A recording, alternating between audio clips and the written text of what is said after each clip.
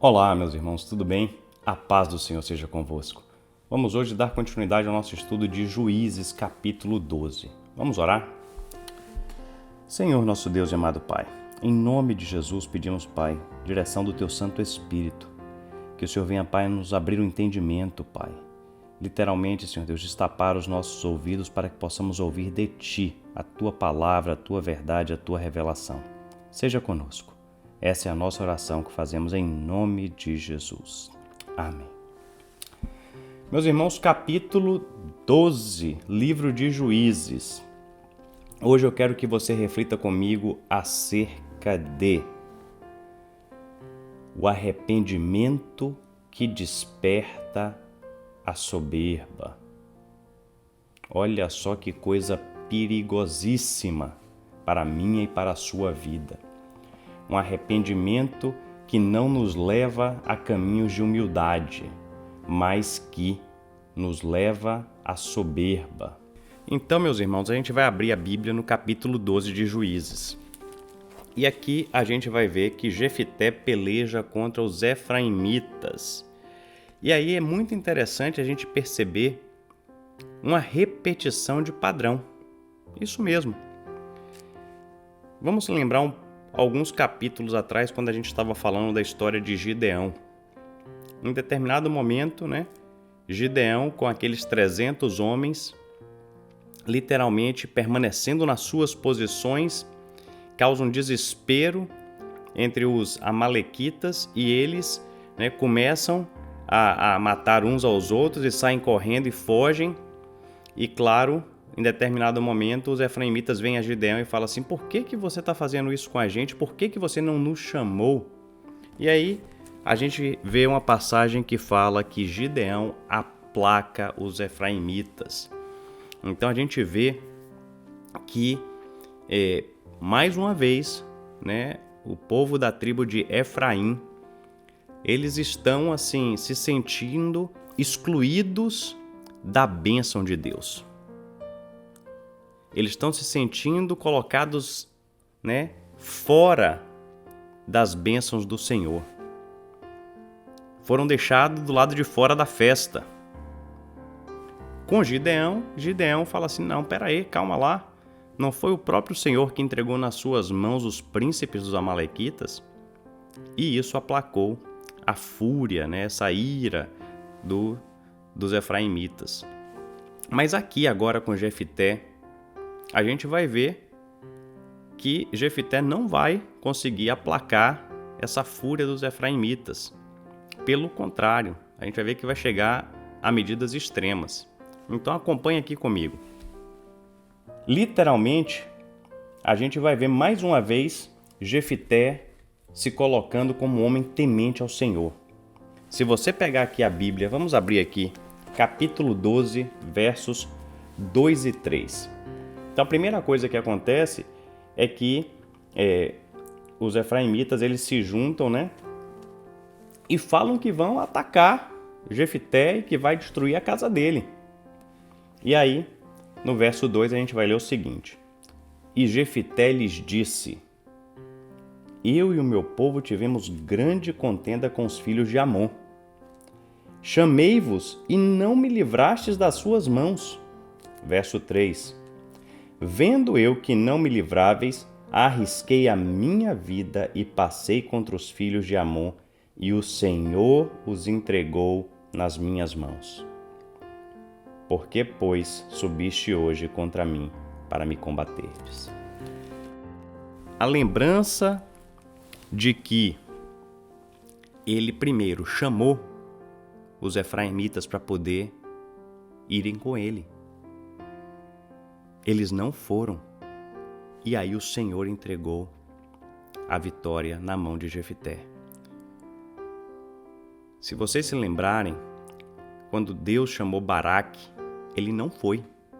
Ele colocou como condição que Débora fosse com ele. Mas Débora profetizou que a glória daquela vitória não recairia sobre ele, mas sobre uma mulher. E aí a gente conhece a história de Jael. Aqui é uma situação parecida, mas a diferença é que Jefité não falou que eu não vou se os efraimitas não forem. Ele foi, ainda que os efraimitas não fossem. E claro, o Senhor cumpriu com a sua palavra. O Senhor entregou aquele povo, os amonitas, nas mãos de Jefité. E aí, por isso que eu falei no início, é o arrependimento que leva à soberba, é o arrependimento errado. É o arrependimento, eu não participei do chamado do Senhor, por conseguinte, não vou gozar das bênçãos do Senhor. Então, foi um ato de soberba. Eles queriam a bênção do Senhor e agora estavam indignados com Jefité porque Jefité não havia convidado a eles. Mais uma vez, a gente vai chegar no coração, no epicentro dessa situação, que é: qual é a sua motivação para fazer as coisas? Jefité se manteve fiel, homem temente ao Senhor. Mas aqueles que tiveram a oportunidade, que foram chamados a participar dessa grande obra do Senhor, no momento da vitória, eles agora queriam ser participantes. Por isso que eu falei, eles se arrependeram de não terem aceitado o chamado, mas ao invés de se colocar em posição de humildade, de reconhecimento e a partir dali mudar a sua atitude, eles partiram para o confronto porque eles queriam a bênção do Senhor. E aí a gente vai ver um quadro um pouco diferente do que a gente já viu com Débora e Baraque e com o próprio Gideão. Porque Jefité entra em confronto com os efraimitas. Povo de Deus lutando contra povo de Deus. Você consegue crer nisso? Mas é o que aconteceu. E claro, Deus estava com Jefité. A gente vê ao longo da história dele, a gente vê pelos próprios feitos de Jefité, os quais ele mesmo coloca como são feitos do Senhor. E aí, a história toda vai encerrar com um Jefité implacável. Basicamente, ele finca, a sua posição ali e a partir dali ele toma uma região chamada os Vales do Jordão. E à medida que os efraimitas tentavam passar por ali, ele não deixava. Ele derrotou os efraimitas e ainda continuou com todos aqueles que tentavam passar por suas terras, por suas posses, ele não deixava.